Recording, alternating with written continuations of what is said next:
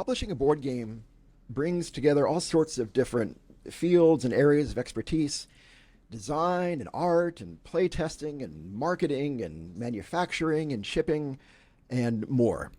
But but what about spirituality? Does board game publishing ever intersect with matters of the spirit or philosophy or religion? And if so, where? Today we are thrilled to welcome board game designer and publisher Jamey Stegmaier to discuss board games, board game publishing, and spirituality. On this episode of Board Game Faith, the bi-weekly show exploring the intersection of religion, spirituality, and board games.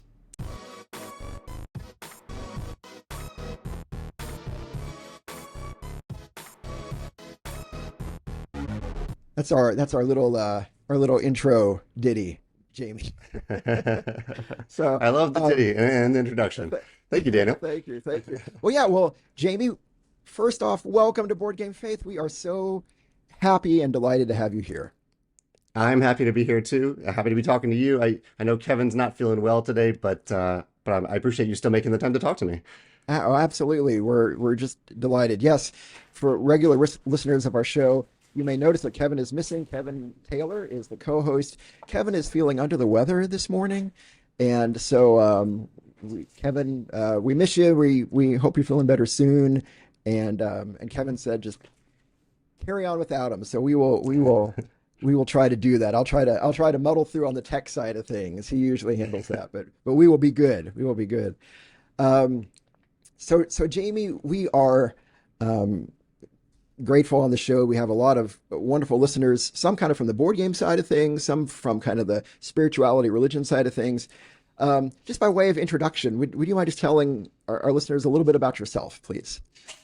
Yeah. I guess my board game background is that from a very young age, I played a lot of games. I also started designing games for fun as a little kid. And then around 10, almost 11 years now ago, I decided to put a game on Kickstarter called Viticulture. And that unexpectedly launched a new career for me. At the time, it was just a hobby, and it has become a career where I now run a company called Stonemaier Games full-time. We're probably best known for Wingspan, if any listeners are out there who are maybe board game adjacent. Those in the hobby probably know us best from Scythe or Viticulture. That's the board game side. I mean, I know we're going to go into the spiritual side and some other personal stuff, which I'm completely open to, but I'll let you lead where you want that to go. No, that's great. That's great. Thank you. And you also create a lot of content about the board gaming world too, Yes. as well, on YouTube and through your website. And we want to ask you to share how people can find you later on at the end of the episode. But just to lift up that content as well, I know I and a lot of other people out there too find the content that you put out kind of reflecting on board games and favorite mechanisms and the design process. Really helpful stuff. If any of our listeners are interested in that, just check that out. I appreciate you highlighting that. Yeah, I have a blog on the Stonemaier Games website that is about crowdfunding and entrepreneurship.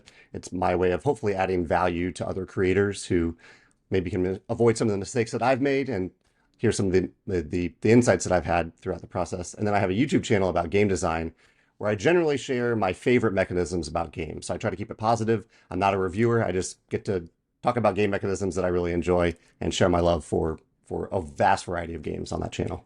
Yeah. It's great, and that positivity really makes the videos a joy to watch. So thank you for sharing those. And you are we're talking about before we started the show. At least as of now, you didn't grow up a Missourian, but you're a Missourian now. And we were comparing Missouri notes. You're out in St. Louis. I'm in Columbia, and I share with you before we went on air. You make me Missouri proud in terms of the board game world and such great games coming out of Missouri. Certainly, a lot of great games that we're thankful for Stonemaier putting out. So you mentioned games that you played as a kid. Would you mind if I ask what did you play growing up? Yeah, some of the games I played as a kid, some like really old classics. Like chess, Milbourne, played Scotland Yard, Key to the Kingdom, which recently got a completely new reboot of that game that I also enjoy. Um, I played a little bit of Magic the Gathering when I was a teenager, and uh, yeah, and Risk played quite a bit of Risk when I was a kid too. Yeah, Okay. a pretty good And variety. was this kind of like a were these like family activities or with your friends or who were you playing with growing up? Yeah, it was a combination of the two. I had some good friends from a young age that we played a lot of games with, but also as a family, it was definitely a family activity. My dad, my mom have been together my whole life, and I have a sister who's 1 year younger and a brother who's 5 years younger. And just for context, I guess for people who are listening, I'm 42, so I was born in 1981. Before I would say maybe the advent of modern board gaming, but there were some good games back then, and we had some good quality family time playing them together.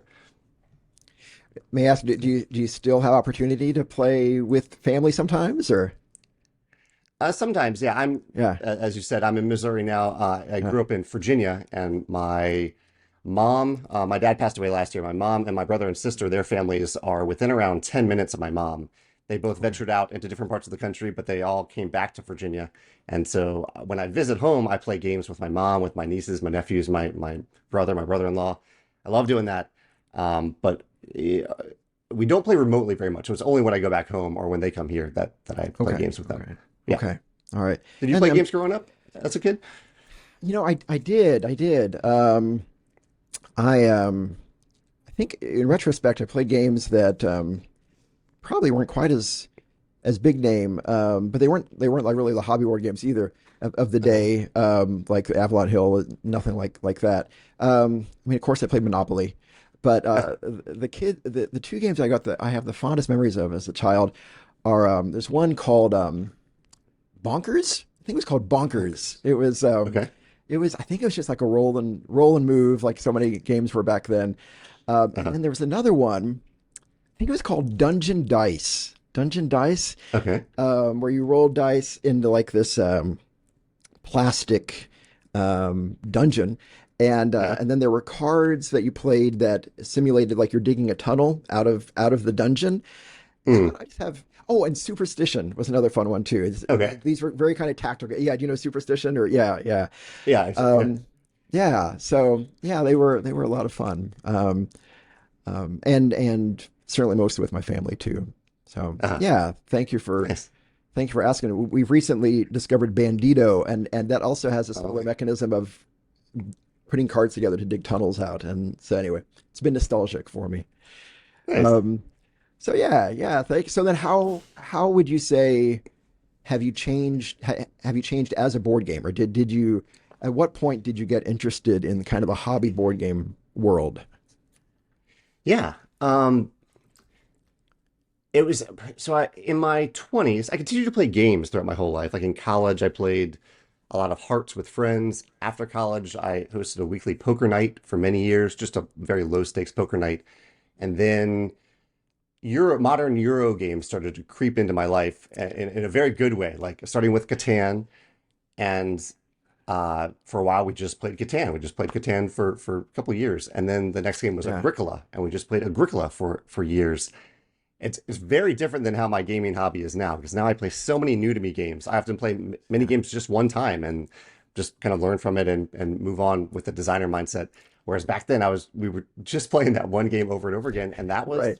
that brought me joy too. That we had a lot of fun with Yeah. that. Did you have that Yeah. experience in your gaming career where you just like focused on one game for a while? That's a great question. I don't think as much because I got away from board games for a while, for a long time Mhm. actually, from about high school through just about 5 or 10, maybe about 5 or 6 years ago, Uh-huh. and so when I got back in 5 or 6 years ago, I did play a lot of Dominion. That was the game that really kind Oh of got yeah, me back into the hobby again, and yeah. we did play a lot of that. But then I pretty quickly discovered like, oh, there are all these other amazing board games. I think by that point, there was already a pretty well developed, content creator universe on the internet, and so I was watching all these videos and wanting to try all these new games. But yeah, I guess Yeah, Dominion would probably be the main one that I've played more than any other in terms of the modern hobby board games. yeah, Um, yeah, yeah. The one thing that Kevin and I often like to talk about, or we seem to get into on this show, is that the distinction And it may be a false distinction. Our previous guest, Reverend Alice Connor, kind of questioned whether it's a real distinction or not. Between what that's often made between kind of Euro games and the kind of the Mm. Ameritrash thrash sort of games. And Kevin tends to enjoy more of kind of the Ameritrash thrash. I still don't know what to call it. And I'm kind of more Euro side. But is that a distinction that's even mattered to you, over that you even think about in terms of the games that you like or play or not? Or You know, I try to be self-aware of it because it does impact my designs and my publishing decisions. I try to yeah, stay attuned or yeah, attuned to what I enjoy spending time on, and also what I think the market is enjoying. But the yeah, market is so many people now that there really isn't one market. There are many different types of gamers, and not every game can appeal to all of them. So yeah, it often comes back to, hey, what do I want to spend my time on? What do I right, want to play a lot? Or what do I want to think about a lot? And for me, most of that ends up being Euro games where I have a with a key differentiating factor being that I have a lot of agency over the decisions that I make. I have a lot of control over the decisions I make in the game. Not necessarily always their outcomes, not always the input, the random cards that I might see in a game, but the decisions I make, I have control over. Yeah. right. So is it fair to say, yeah, like games, especially where there's less luck, or at least mechanisms for mitigating the luck, are games that especially appeal to you, both as a gamer and a designer? For the Maybe, or most I don't part, put words in your mouth. Yeah, yeah, no, no, that is for the most part true. Although I have found that I really love push your luck games. And I think with yeah, those, yeah. I'm opting into luck and deciding, do I want to stop now that I have something decent, or do I want to push a little bit farther in the hopes of getting something better? I really like that decision point in games, even though Yeah, it's fully luck on that, a final roll of the dice, that is luck. But if I chose to roll those dice, that's fun for me. yeah. Yeah, That is thrilling. The push your luck yeah, experience in games, and I'm with you. yeah. So, well, thanks for sharing a little bit about your kind of gaming background. So, yeah, why don't we shift a little bit kind of more toward kind of philosophy, spirituality, religious practices? Yeah. Yeah, if you don't mind, please just share a little bit. How would you characterize your background in terms of that sphere, that realm? Yes. Yeah. Um, so it's definitely changed quite a bit over the years. I grew up Catholic. My mom and my dad are Catholic. They grew up Catholic, and we went to church every Sunday. We prayed together before meals, and I was baptized. I was confirmed. I had my first communion in the Catholic Yeah. Church, and uh, then I went to college. I went to college here in St. Louis, Washington University, Okay. and on the first day of college, I needed to find a work study job to help pay for the tuition. And the job that I found was at the Catholic Student Center on campus, which is WashU is not a religious school, but they're a school that allows any religion to be associated with it. And so they have a Jewish center. They have a Catholic church that's linked to the school, but not directly. It's a weird Okay. association. Okay. But Yeah. yeah, I ended Yeah. up working for all 4 years, except for a year abroad at the Catholic Student Center as a work study student. Okay. Okay. Yeah. Let me ask, what did your work there entail? Oh yeah. The work was not particularly religious. It was a lot of data entry. I was Okay. helping the priest with technology stuff. The priest loved having the new gadget, and so I was always helping him set up the new whatever the new gadget at the time was. I think back then it was Blackberries, and then eventually it was iPhones and things like that. Right. Right. But I mentioned that I think partially the reason I mentioned that is that I think because of that connection, I did end up going to church throughout college as well. Every Sunday I would go to church. I went to a few retreats through that church. I'm not exactly sure in hindsight if that would have happened if I hadn't had that work study job, but I ended Mhm. up meeting some great people and generally enjoying that experience throughout college. And then you mentioned um, it- kind of how things have maybe changed over the years. Have you seen kind of a change in your own understanding about kind of philosophically spiritual? I think the story of how people kind of change and grow and evolve over the course of their lives is a delightful thing. And just have you how would you characterize that in your life? Has it pretty much been the same for you most of your life, or have you seen yourself change or grow in ways? Well, So there is a turning point that happens a few years after that, maybe around 10 years after that, really. Yeah. And we can talk about how I think this my religious slash spiritual experience has hopefully shaped, I think, my company, the way I act as a person, as a publisher, I think for the Yeah. better. Yeah. That Yeah. is the now. The thing that happened in between, and I say this truly without judgment for Yeah. anyone who's gone through a religious journey in any way. But I mentioned this church that was on the WashU campus. I had a job for about 4 years after college that was completely unrelated. I think I continued to go to church from time to time then, maybe every Sunday. It was a while ago. I don't have a good memory. Yeah. But after that job ended, I ended up getting a job at this Catholic Student Center at WashU as their director of operations. And so Okay. not on the religious side of things at all, but I was managing the staff, I was managing the facility, a big fundraising event. And so everything was contributing to the church itself. And I was then very much going to church every Sunday. Yeah. And often even more than that because they had services on Tuesdays and Fridays. I would go way more than I had ever imagined going to church. The tipping point that I found, um, I mean, part of it is that working at a church, I think you sometimes see things that you don't see when you attend the church. And I don't necessarily mean nefarious things at all. Right. Of Just course. Of course. we're all human, and sometimes the things that the face that we put forward to people to see in the world, our Instagram version of ourselves, is not Right. always what's actually happening behind the scenes. And so I saw a lot of that at this church. And again, not necessarily in a bad way, just in an eye-opening way. Of course. And Of I think course. the big tipping point for me near the end was that job ended. I ended up. This is when Stonemaier Games started to take off, and I decided to focus on that career instead of the career as the director of operations at this church. And I had a choice then: was I going to continue going to church or not? And it was around that time that I I started to disconnect with the experience of attending church. Hmm. At Catholic churches, there's lots of singing and chanting, and I've kind of gone through those rhythms through my whole life. They're very comfortable. I could go into church right now, and I would not have to think about it, and I could say all those words. Yeah. Yeah. But I kind of realized that I wasn't. If I thought about many of those words that I was saying, that they weren't actually connecting with how I feel or necessarily what I believe. Hmm. And Hmm. that kind of was a wake up moment for me. Like, why am I saying these things over and over again if I don't necessarily believe them? Right. Anyway, that's a Right. long story. Maybe you have some thoughts or questions, but yeah, that was the tipping point for me to maybe stop going to church and focus more on who I am as a person and who I wanted to be as a publisher rather than who I wanted to be on Sundays. Yeah. Yeah. That. Well said. Well said. No, thanks for sharing. And I Yeah. completely understand and hear that. And yes, I don't hear that as you said, any kind of judgment at all. It's anything that's Kevin and I come out of the United Methodist Church, and that's certainly been, Mhm.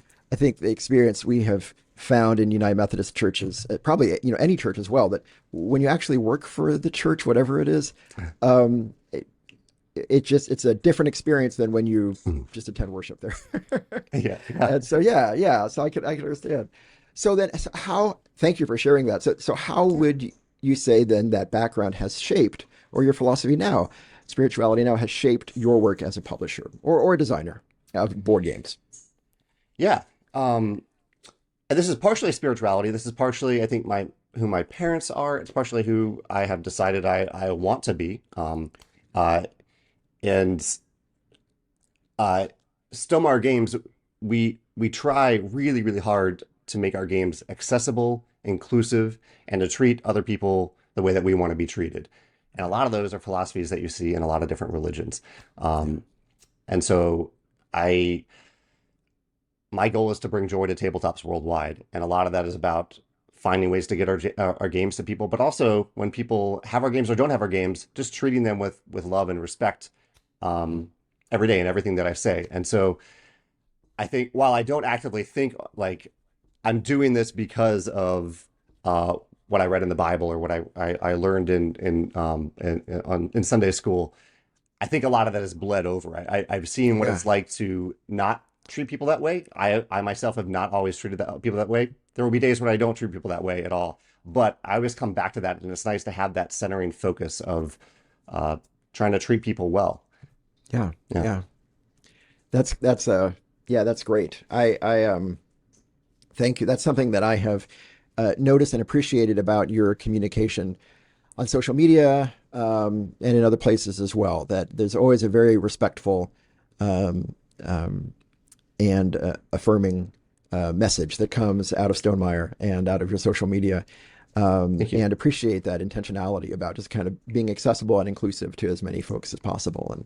And so that comes through, and well done from an outsider's perspective on that. That's great. That's great. Thank you.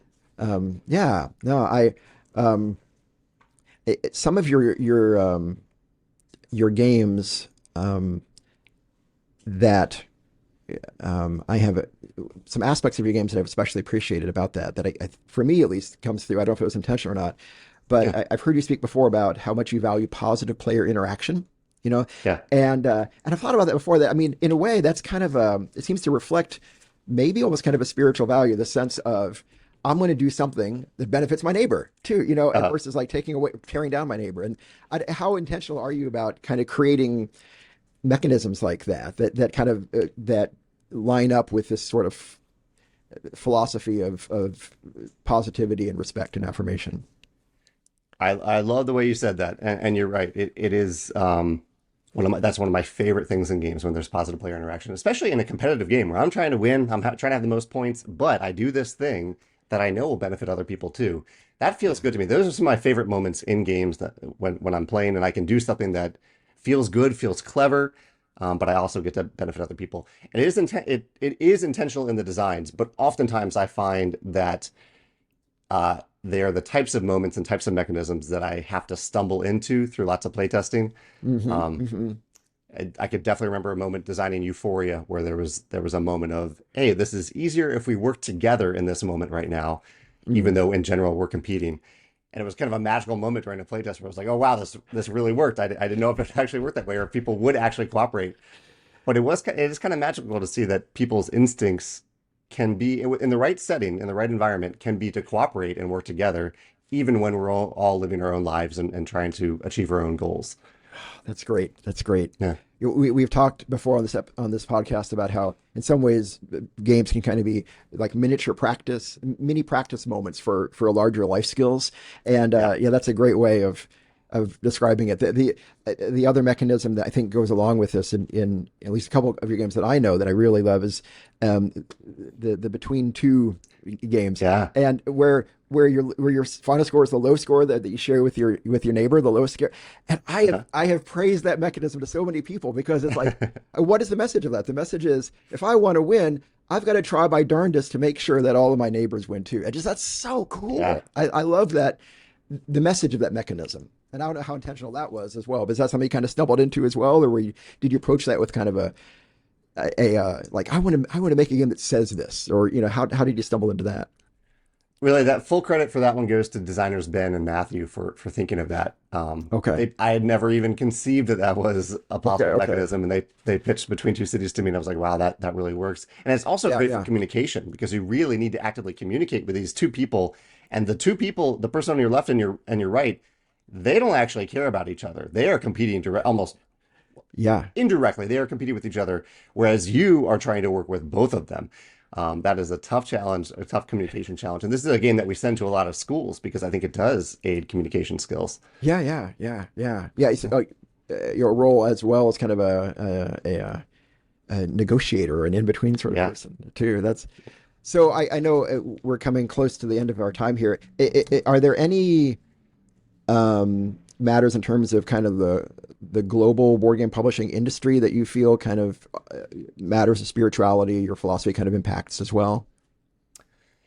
I talk about accessibility and inclusivity, and that's a big umbrella. And it's some of the challenges I've found in that is that the way that we might include someone in St. Louis might feel very different in terms of how we can include someone in France or Australia or Hmm. Japan. Um, and so that has been a challenge over the last few years in navigating how to best do that, how to include everybody when we're probably just going to make one copy of the game. Like we're not going to make other than different language versions, and that is a way to include people, make different language versions for different languages. Yeah. But it has opened my eyes a lot to cultural sensitivity and being more aware of how different cultures view different images, different words. Um, and it's I'm learning as I go. Like I don't think this is, there isn't a one final answer to it. It's just pay attention. I try to ask questions. I try to listen more than I talk if I can. Maybe not on today's podcast, but I try to do that, and Great. hopefully that's reflected in our games.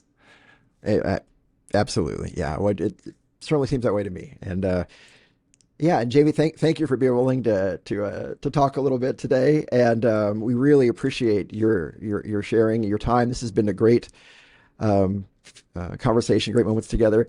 And if people want to find Yeah. you on the internet, find out more about you, where can they find you? Yeah, so all the different things that we talked about today are found on stonemeiergames.com. That's where you'll find the YouTube channel if you're curious about game design. You'll find the blog if you're interested in entrepreneurship and crowdfunding. And you can find all of our games there too if you're interested in checking out some games. Great, Yeah, great. Well, Jamie, thank you so much. We really appreciate your being on the podcast today. Thank you to our listeners. Thanks for tuning in. It is such a gift and a joy that you would share a few moments out of your day with us. And Kevin, I hope you're feeling better. We hope you're feeling better soon. So, all right, we'll talk. We'll see you all again soon, and have a great day. Bye bye. thank you. Thanks, Danny. Oh, I just had the weirdest dream. I've got to call Daniel. I dreamed I was going to interview Jamey Stegmaier for Board Game Faith, but I had COVID and I had to miss the recording, and I've got to what Paxlovid N95. No.